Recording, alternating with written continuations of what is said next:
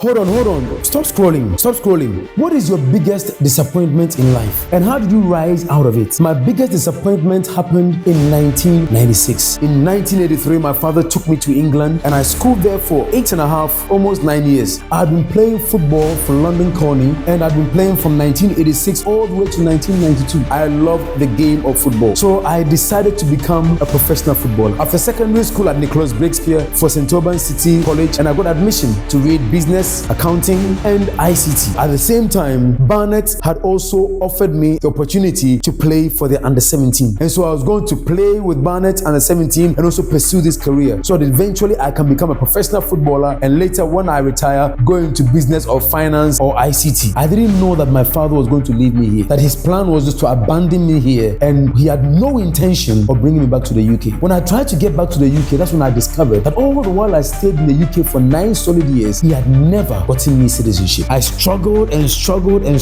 Eventually, I found a teaching job because I had great communication skills. I taught as a kindergarten teacher, pulled myself up by the bootstraps. Now, how do you handle such a situation? How do you rise from such a situation? It was painful. It took me years to let go of the pain because I felt betrayed. He was my hero. I wanted to play football, become a great footballer so that one day he could sit at home in his old age, turn the television on and say, that's my son. Now I own my own music school with 44 students. I teach them how to play the piano and read music. And I've also now branched into writing books because that's also a passion of mine because I was good at English literature in school. So I used these assets and these skills I acquired along the line to build myself back up again. I didn't stay there complaining about what my father did. It was painful, but I let go of the pain and I built my life. And this is where I am now. And last year I published 6 books and this year I'm launching my 7th book. And that is why I'm talking to you right now. I'm inviting you to join me on 7th October 2025 at 12 p.m. on Facebook. The page is Mastering the Game, CR7. Look at where I